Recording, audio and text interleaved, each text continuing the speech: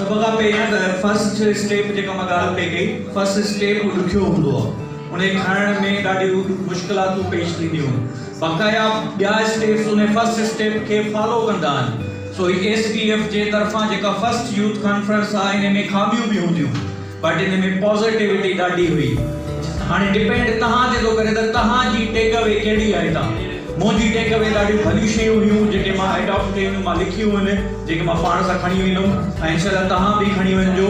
मां हिकिड़ी स्टोरी ॿुधाईंदुमि, मां उन खां पोइ मां पंहिंजी जाइ वठंदुमि। हिकिड़ो परेशान माण्हू वेठो हुयो पार्क में,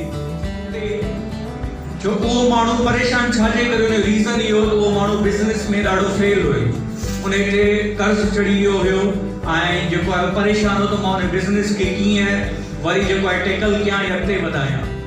असां हिकिड़ो पोड़ो अची वेठो हिन जे, ऐं उहो पोड़ो हिन खां पुछे थो त छो परेशान आहीं?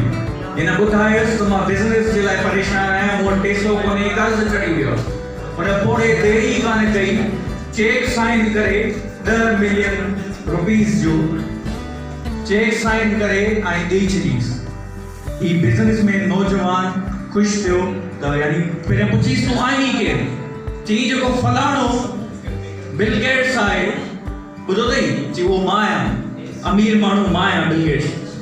तो बहरहाल हुन उहो चेक वरितो ऐं चेक हुन रखियो पाण वटि, ऐं चेक रखे करे चई मां चेक कैश पोइ कराईंदुमि, पहिरियां मां पाण एफर्ट वठी ॾिसां त बिज़नेस खे मां इन पोज़ीशन में कामयाबु करे सघां थो या न।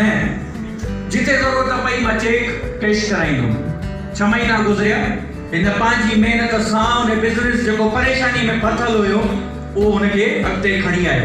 चेक उते जो उते पियो हुयो ऐं पोड़े सां वाइदो कयो त 6 महीननि खां पोइ हिन ई जॻह ते मां तोखे चेक रिटर्न कंदुमि, इहो तोखे कर्ज़ तुंहिंजो वापसि कंदुमि। 6 महीना गुज़रिया, इन पार्क में ही माण्हू आयो, चेक हिन कैश न करायो, इहो चेक साॻियो ई पियो, हीउ जेको पंहिंजी सोच ते पंहिंजे हार्डवर्क ते कामयाबु थी वियो। जॾहिं उहो पोड़ो आयो, हीउ चेक ॾियण वारो हो, त पोयां 3 माण्हू आयो, हुन पोड़े खे पकड़ियनि त चईसि छा था कयो हिनखे? चई हीउ चरियो आहे, दुनिया खे ॿुधाईंदो आहे मां बिल गेट्स आहियां ऐं चेक विराईंदो वठंदो। सम्झ में आई न बाबा? इहो चरियो हुनजी ज़िंदगी में सिर्फ़ इहो कमु कयईं त इहो चेक सिर्फ़ सपोर्ट तौरु ॾेई छॾीसि।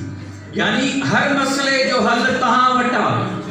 सपोर्ट में तव्हांखे का शइ खपंदी आहे, जीअं हुन वटि चेक पियो हुयो, तव्हांखे मां चवंदुमि त सपोर्ट में हिकिड़ी वॾी कुवत अथव जेका कॾहिं बि तव्हांखे न छॾींदी आहे। हिकु त पंहिंजे पेरेंट्स जूं दुआऊं, सेकंड बल्कि फर्स्ट उहा ई कुवत जेका अल्लाह आहे, जेको 70 माण्हुनि खां वधीक प्यार करण वारो आहे। सो इहो चेक अल्लाह जे तरफ़ां तव्हांखे मिलियल आहे, कॾहिं न कॾहिं उहो कैश बि थींदो ऐं उनखे कैश करण जी ज़रूरत बि कान पवंदी इंशाअल्लाह। तो तव्हांखे महिनत करण जी ज़रूरत आहे। हर प्रॉब्लम जो सोल्यूशन तव्हांजे अंदरि हूंदो आहे, तव्हां उनखे फोकस करण जी ज़रूरत हूंदी आहे। Thank U very much guys, I wish U all the best.